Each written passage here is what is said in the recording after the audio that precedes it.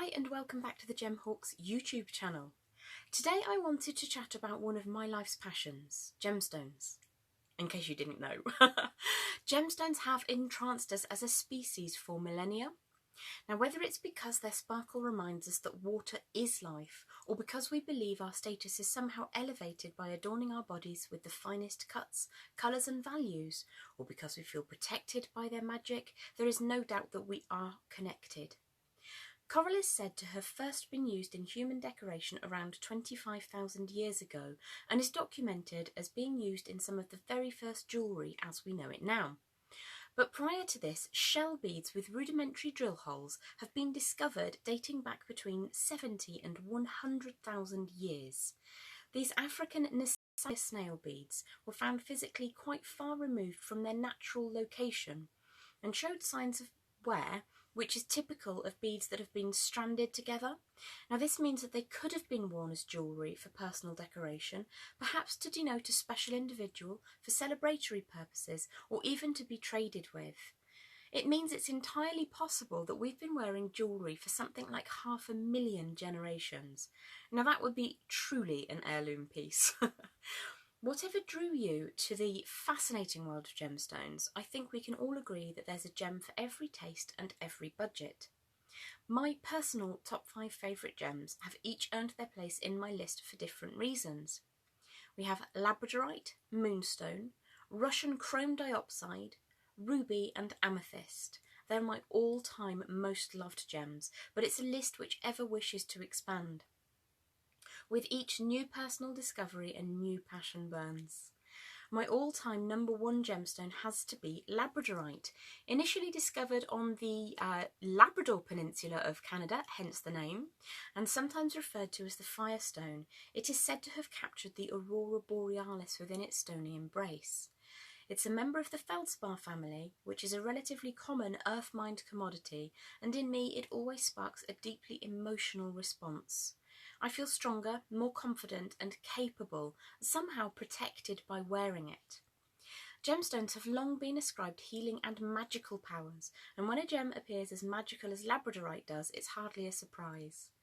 Over the course of a few YouTube videos, I hope to talk a little bit about the healing aspects associated with different gemstones. Today we're going to kick off with amethyst. It's on my top 5 list and it starts with the letter A, so why not? Purple is my favourite colour. It's vivacious, passionate, sexy, fun, regal, rich, deep and thoughtful. The colour alone is surely enough to incite passion, yet the very nature of this gem brings so much more besides. Amethyst can be found in various locations around the world, in differing hues and internal formations. Brazil and Uruguay commonly produce geodes with amethyst clustered inside.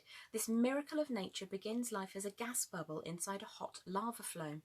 Not all of the bubbles reach the top and burst. Some slow their ascent as the lava hardens and cools around them. They become a hollow form trapped within a rocky basalt layer. As basalt is a porous rock, it's believed that a water source, possibly a salt water aquifer, pushed liquid up into these gaps and bringing with it silica and other trace minerals. Over many cycles of temperature change and pressure, potentially millions of years, crystals begin to form and grow, and the type of mineral trace initially forced into the empty chamber will affect the exact geode makeup. Layers within a geode might include agate, other quartzes, calcite, seladonite or even gypsum. Amethyst is a relatively common gemstone and forms in many places around the world, including southern Korea, Austria, Russia, southern India, Zambia, Canada, the US, as well as the South Americas. In terms of use as a healing gemstone, I would personally recommend that everyone has amethyst in their collection, both around their home, in their jewellery collection and on the bedside cabinet. You don't have to wear on a crown if you don't want to. It's long been associated with protection and higher psychic vibrations. Could this gemstone be described as a panacea for all the tales us? I think so. You might be familiar with a Greek legend that tells us amethyst can protect us from drunkenness. This might well spring from tales of lords of classical times who were said to drink plain water from an amethyst goblet, hiding their sobriety from their guests, retaining full faculties whilst those around them became drunk, sharing secrets and perhaps dropping their defences. Amethyst is a member of the quartz family and is said to help us keep the balance between our extremes, a bringer of equilibrium if you like. It's a true all-rounder, and over the years amethyst has been described with many healing abilities, including the calming of anxiety, aiding with spiritual stability, meditation and sleep. A great crystal to begin the practice of self-healing. Some gemstones can be somewhat heavy, such as hematite, or overly energetic, like the organic gem fossil coral. But amethyst is definitely a gentle and effective healer. I'd be grabbing a book or two. These are a couple of my favourites. They've been on my shelf for years and they have been frequently thumbed through. There's a mine of information out there in the world, but these are some really good books. So that's the Crystal Bible and also the Crystal Handbook. I hope you found this brief introduction interesting, and I follow up with further YouTube videos along a similar vein in the future, covering different individual crystals and requirements. If you wish to see more chat about crystal or gemstone healing, drop me a message in the comments.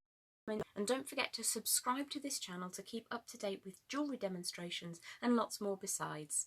A couple of times a month, a Facebook Live event bringing cabochons, physical items and carvings usually takes place on a Monday at 8 PM.